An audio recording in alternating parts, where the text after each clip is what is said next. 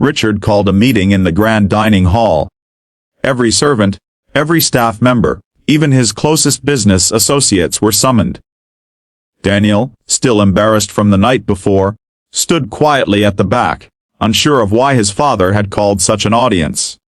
Richard entered the room in his usual commanding presence, but his eyes carried a storm. He looked at Daniel, then at the staff, and finally spoke in a voice that shook the hall. "Last night, I saw something that shattered me as a father. My son, was treated like a servant in his own home. And the most tragic part is that I, Richard de Vierox, am to blame." Gasps rippled through the room. The butler who had shoved Daniel turned pale. Richard continued, his voice firm yet raw with emotion. "What use is my empire if my own blood feels unwanted? What use is wealth if it builds walls instead of bonds? From this day forward, everything changes. This mansion, this staff, even this business.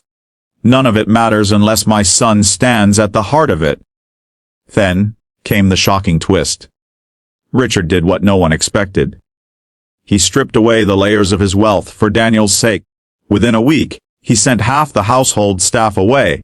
Not out of cruelty, but because he wanted Daniel to learn what it meant to build a life with his father, not just live inside cold luxury.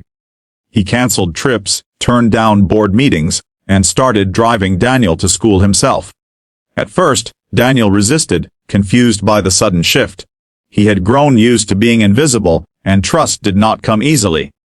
But slowly, father and son began to rebuild what had been lost. Richard cooked breakfast for Daniel, burning the eggs the first few times to Daniel's laughter. They took long walks in the city at night. No bodyguards, no limousines.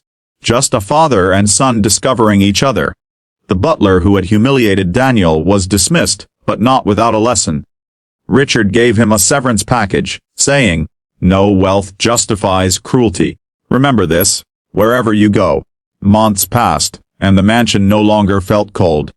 For the first time, laughter echoed in its halls, not from grand parties, but from the quiet joy of a father and son sharing moments that no money could buy. And then, in a symbolic act, Richard shocked the entire city. At a press conference, he announced he was donating a massive portion of his fortune to build schools for children of servants and workers. The very people who had once been invisible to him.